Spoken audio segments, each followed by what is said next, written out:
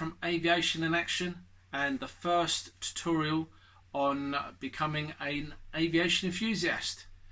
So if you want to become an aviation enthusiast, what aspects are there?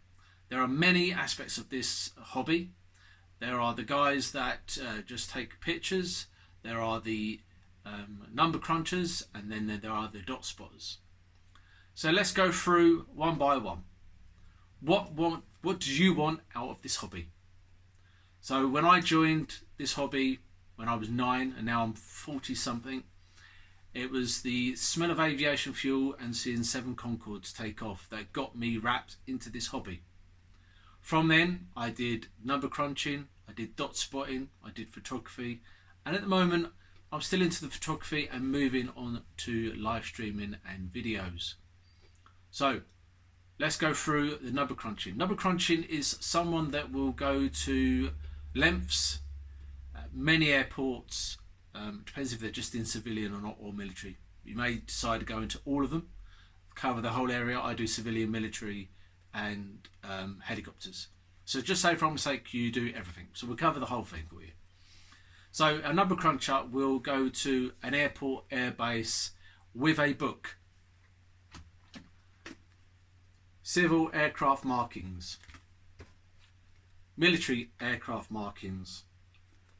Inside these books they will have a registration number of every aircraft, the type of aircraft it is, and then following by who operates it. What a number cruncher does, they go to an airport, airfield, military base, and they will take the number of the aircraft and write it down in the book, or use this book again to highlight it, and that will be what they do. And they will do that endlessly. You'll see them everywhere. Another one is a dot spotter. A dot spotter will look up, see an aeroplane at 30,000 feet with a pair of binoculars, with a good optical lens, with that book, and make a note of the aircraft they've seen. Now every aircraft does have a registration number or a serial number. Now it denotes on what country they're from, like the UK will have G at the beginning on a civilian one, and then XX or whatever it is, and every country has its own serial registration numbers. Italia, for argument's sake, will have I. Everyone's different, every country's different. So that's number crunching and dot spotting. You may decide that you want to do photography. Again, you need a good lens, a good camera, and I will go through that on other tutorials. Now to make these tutorials better, it'd be great if you would comment below and I will respond with the next tutorial with your answers. It'd be fantastic if you could do that for me, and also subscribe. It'd be great. I would really appreciate that. So what else do you need to become a fantastic aviation enthusiast? Just a few guidelines really. Going forward, you're going to need those books. You're going to need some warm clothes because in the winter it does get cold. You're going to need an airband scanner. An airband scanner is a radio which you can listen to only to the control tower and the pilot's talk. That will give you a fascinating insight of what the pilots and controllers are talking about, where they are on the airfield, and what they are going to do. That will give you a heads up of where you need to be if you're going to see something landing, taking off, or it's just doing an engine test.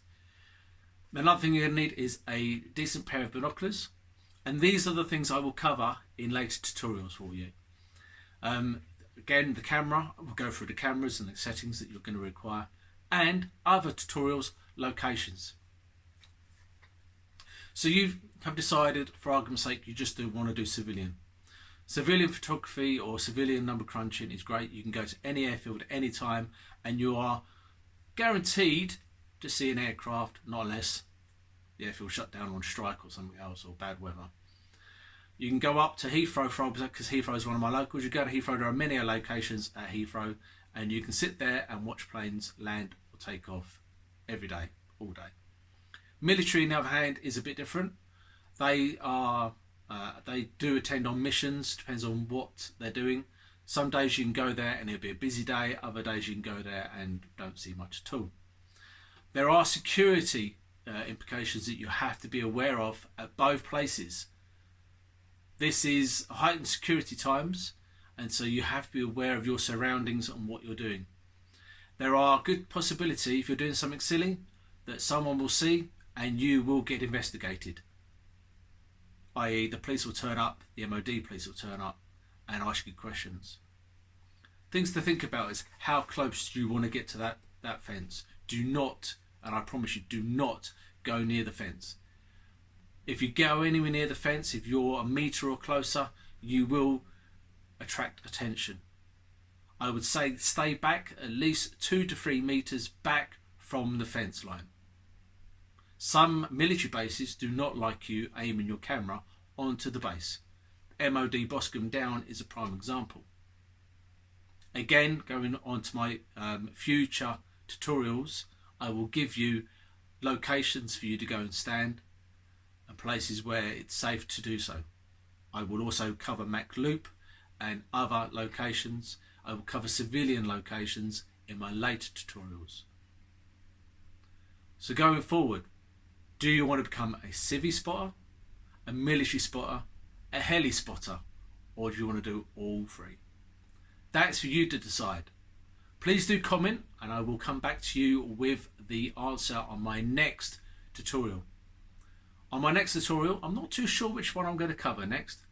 I may do civilian and an airband radio. I'm not too sure.